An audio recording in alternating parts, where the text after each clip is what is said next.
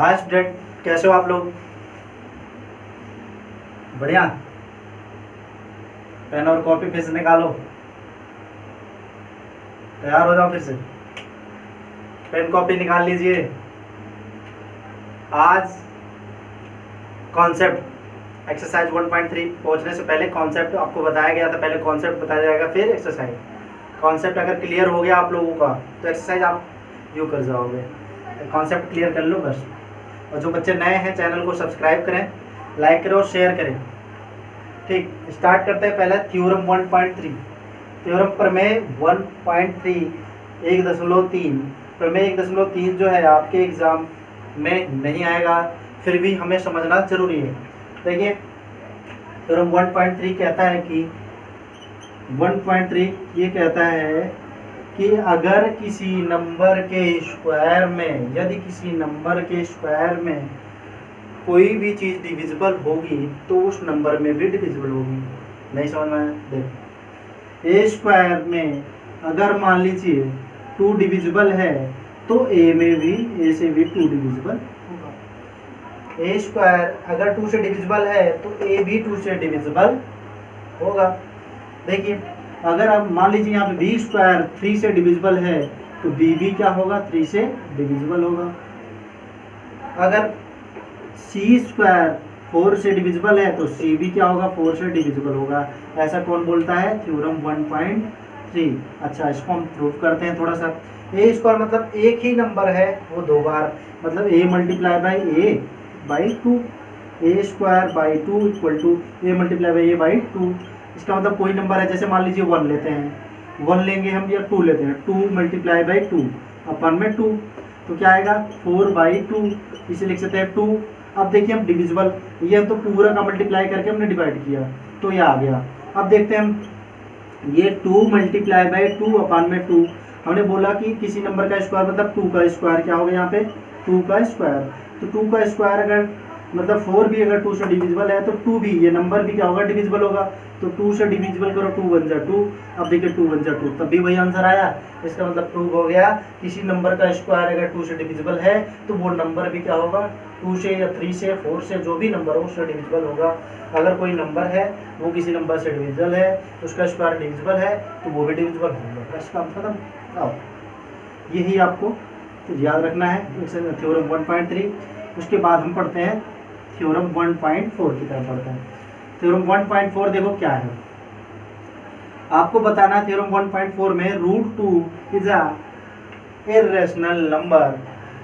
√2 is an irrational number. √2 एक अपरिमेय संख्या है। सबको पता है √2 क्या है, अपरिमेय संख्या है। लेकिन आप इसको प्रूव कैसे करोगे? ध्यान से देखना। √2 अगर ये क्वेश्चन समझ में आ गया, ये कॉन्सेप्ट समझ में आ गया तो आपकी एक्सरसाइज 1.3 खत्म। देखिए प्रूव करना है √2 is an irrational number. Irrational number. देखिए इसका एक तरीका होता है, आपको जब प्रूव करना हो √2 एक अपरिमेय संख्या है तो सबसे पहली बात ये है, उसको आपको परिमेय संख्या मानना पड़ेगा। मानना पड़ेगा √2 क्या है? परिमेय संख्या है। √2 क्या है? परिमेय संख्या है। और मानते हैं। Let us assume that contrary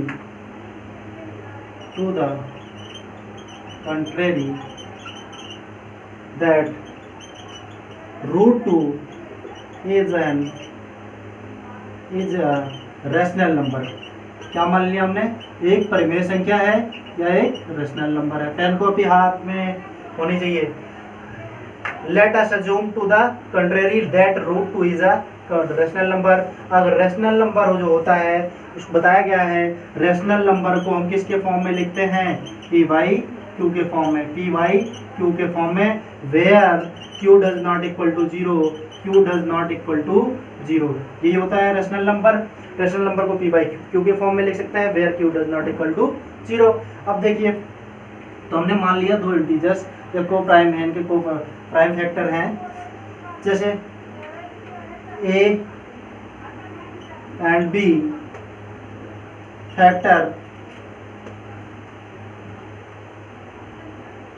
prime factor या coprime coprime of rational number where b does not equal to 0। यहाँ पे a और b जो है तुम्हारे को प्राइम है या फैक्टर है, जिसके जो रेशनल नंबर है, और जहाँ पे b does not equal to 0 है, मतलब नीचे वाला 0 नहीं है। देयरफॉर अब इससे आपको क्या मिलेगा कि √2 equal to a by b, √2 equal to a by b, यही आपको मिला। √2 क्या हो गया, परमेशन किया तो a बाई बी के फॉर्म में मिल गया आपको। चलिए स्क्वायरिंग बोथ साइड, दोनों तरफ क्या करने पर, स्क्वायर करने पर, दोनों तरफ क्या करने पे, वर्ग करने पे, दोनों तरफ वर्ग करेंगे तो √2 का square equal to a by b का स्क्वायर, √2 का square equal to a by b का स्क्वायर। √2 का स्क्वायर निकालेंगे आप, मिलेगा क्या आपको 2। उसके बाद a का स्क्वायर करेंगे तो क्या होगा a स्क्वायर, और b का स्क्वायर b स्क्वायर। अब b स्क्वायर रीअरेंजिंग, अब इसको रीअरेंजिंग कर दो, रीअरेंजिंग द इक्वेशन, इसको रीअरेंज कर दो। b स्क्वायर यहाँ पर जाएगा 2b square equal to a square, ये हो गया आपका इक्वेशन फर्स्ट, यही आपका क्या हो गया equation first, 2b square equal to a square. यहाँ से हम लिख सकते हैं b square equal to a square by 2।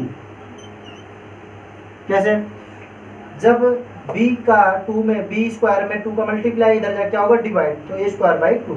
अब यहाँ आ गया वही जो आपको थ्योरम 1.3 बताया गया था कि a स्क्वायर अगर किसी नंबर का स्क्वायर डिविजिबल है किसी नंबर से तो वो नंबर भी डिविजिबल होगा। अब यहाँ पे लिख सकते हैं आप 2 डिवाइड्स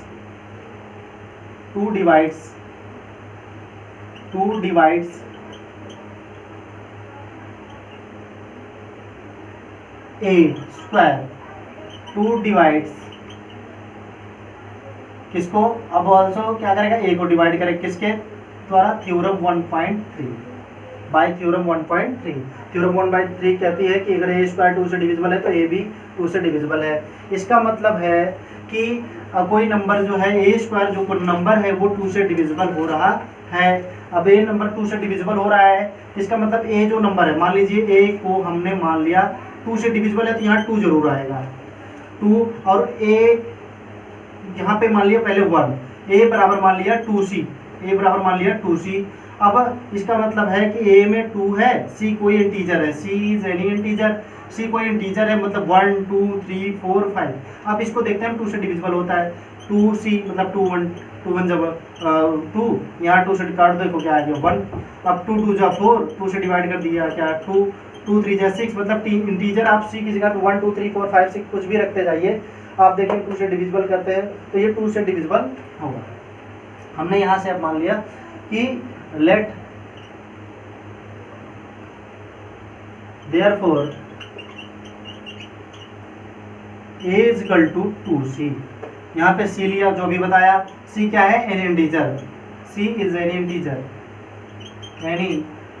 इंटीजर, कोई पूर्णांक है, a is equal to 2c। Equation क्या थी 2b square equal to a square, तो putting the value of a in equation first, ये a की वैल्यू जो है हम फर्स्ट इक्वेशन में रखते हैं। पहला इक्वेशन क्या था 2b square equal to a का स्क्वायर मतलब 2c का स्क्वायर, इसको हम लिख सकते हैं 2b का स्क्वायर इक्वल टू 4c का स्क्वायर, 2 1 जा 2 2 2 जा 4, तो b स्क्वायर इक्वल टू आ गया 2c स्क्वायर। और यहाँ से हम लिख सकते हैं क्या, यहाँ से हम लिख सकते हैं कि c square equal to b square by 2। अब यहाँ से फिर से b डिवाइड्स या 2 divides b square, 2 divides b square, और 2 डिवाइड्स आल्सो, तो 2 आल्सो डिवाइड करेगा किसको, b को, 2 आल्सो डिवाइड करेगा b को बाय थ्योरम 1.3। ठीक, 1.3 थ्योरम से जो b स्क्वायर अगर 2 से डिवाइड है तो b भी डिविजिबल होगा। इसका मतलब जो है A and B has common factor 2, common factor 2। अब दोनों में क्या फैक्टर आ गया 2, अगर कॉमन फैक्टर 2 है अदर देन 1, अदर देन 1, जहाँ पे कॉमन फैक्टर सिर्फ 1 होना चाहिए, यहाँ पे क्या हो गया 2 आ गया। Therefore the contradiction of assumption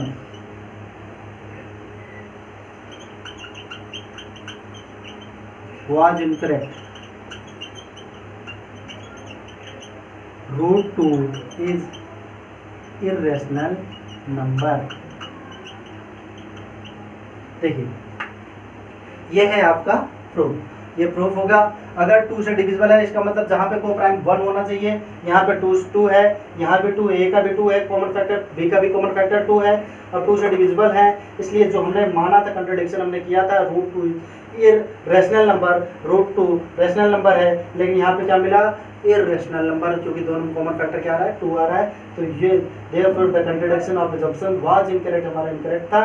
root 2 is irrational number. बस यही आपका थ्योरम 1.4 समाप्त हुआ। एक्सरसाइज में और एग्जांपल में भी रूट 3 रूट 5 की वैल्यू निकाली है, ऐसी वैल्यू आपको निकालनी पड़ेगी। रूट 3 रूट 5 आप खुद से निकालिए। नेक्स्ट क्लास में आपको मिलते हैं, फिर आपको और बताएं। तब तक के लिए चैनल को लाइक करें, सब्सक्राइब करें और शेयर करें। बहुत बहुत धन्यवाद आप लोगों का।